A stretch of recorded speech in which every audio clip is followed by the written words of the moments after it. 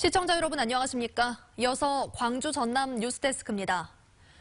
국민의당의 대선 후보를 뽑는 순회 경선이 시작됐습니다. 최대 승부처라고 할 수 있는 광주 전남에서 출발했는데요. 어떤 결과가 나왔을지 개표 현장 연결해 보겠습니다. 윤근수 기자, 결과가 나왔습니까? 네, 최종 결과는 아직 나오지 않았습니다. 오늘 투표가 치러지는 30개 투표소 가운데 23곳은 개표가 마무리됐지만 나머지 7곳의 개표가 아직 마무리되지 않았습니다.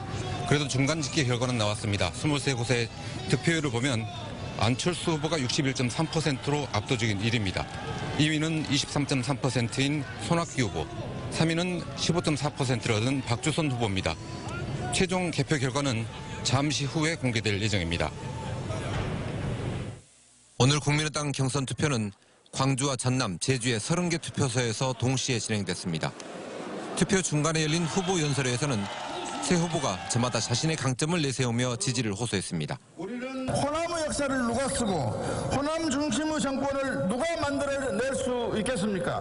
오늘 국난의 대한민국을 위해서 다시 준비된 선장을 불러주십시오.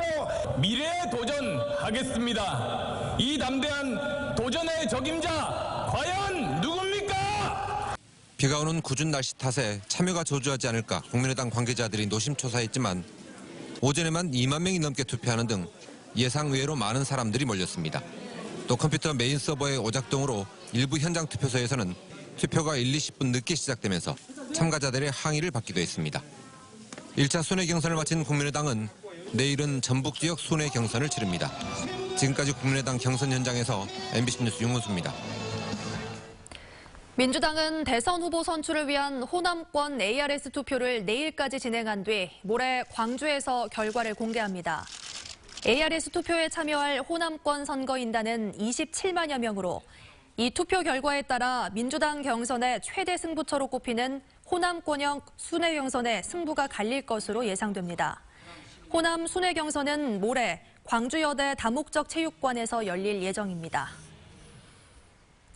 세월호 인양 과정에서 최대 난관으로 꼽혔던 공정이 성공적으로 마무리됐습니다.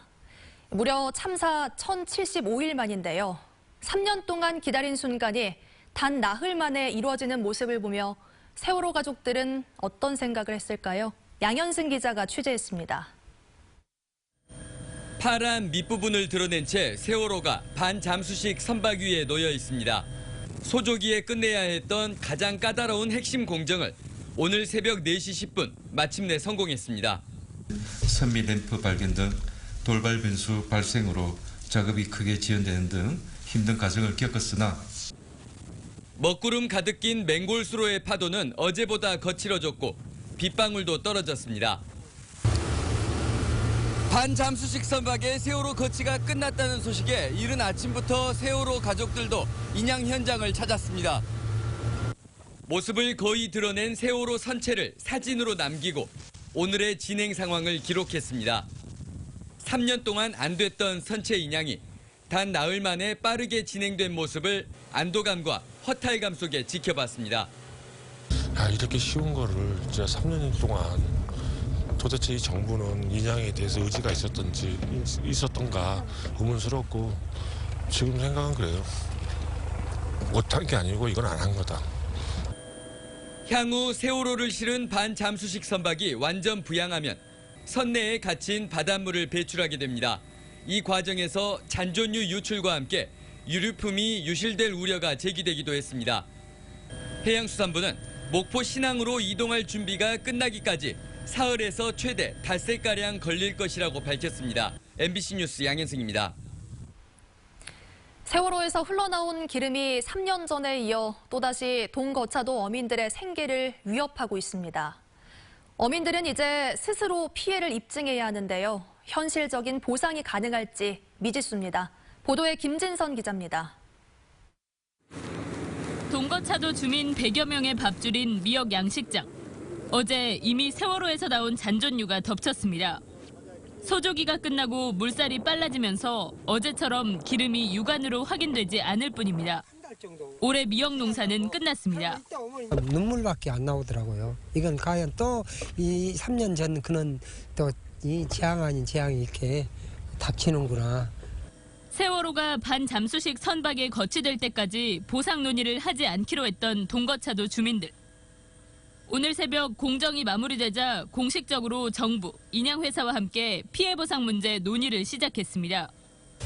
전년도에 했던 판매했던 판매량이라든가 그 준비를 해놓는 걸 해야만이 그 자체에 대한 입증을 갖다가 최대한 받을 수 있다라고 이제.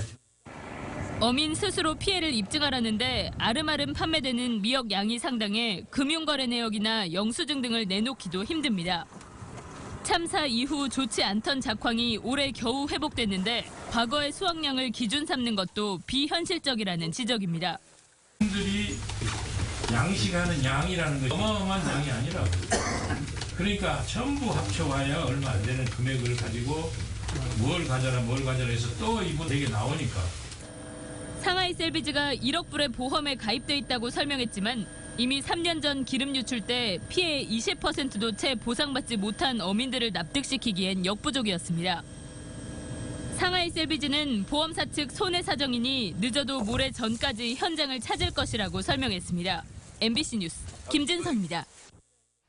박근혜 퇴진 광주 시민운동본부는 5.18 민주광장에서 제20차 촛불 집회를 열고 3년 만에 수면 위로 떠오른 세월호 선체를 철저히 조사해 정확한 진실 규명을 해야 한다고 주장했습니다.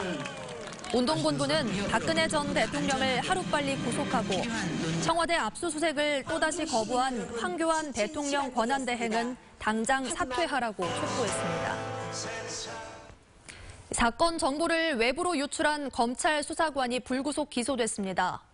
광주지검 순천지청은 지난 2012년부터 3년 동안 형사사법정보 시스템에 접속해 10여 명의 수사 정보를 지인들에게 유출한 48살 이모 씨를 형사사법 절차 전자화 촉진법 위반 등의 혐의로 불구속 기소했습니다. 검찰은 이 씨가 정보를 유출한 대가로 금품을 받은 사실은 확인되지 않았다면서도 대검찰청 징계위원회에 회부해 징계 여부를 결정할 방침입니다. 전남 지역의 사교육비 지출 비용이 전국에서 가장 낮은 것으로 나타났습니다. 지난해 사교육비 지출에 대한 통계청 조사 결과에 따르면 지출이 가장 많은 서울의 경우 학생 1명에 한 달 35만 원 선이지만 전국 최저 수준인 전남은 16만 2천 원으로 서울의 절반 이하였습니다. 사교육 참여율도 서울의 경우 73.7%에 이르는 반면 전남은 54.9%로 역시 전국에서 가장 낮았습니다. 전라남도가 기후변화에 대응하기 위해 분야별 세부 계획을 추진합니다. 전라남도에 따르면 농수산 분야에서는 신품종 개발과 농산물 재배 방식 개선 등이, 재해 분야에서는 물관리 취약성 평가와 자연재해 위험도 조사 등이 포함됐습니다. 또 폭염 대응 체계를 구축하고 취약계층에 대한 지원을 강화하기로 했습니다.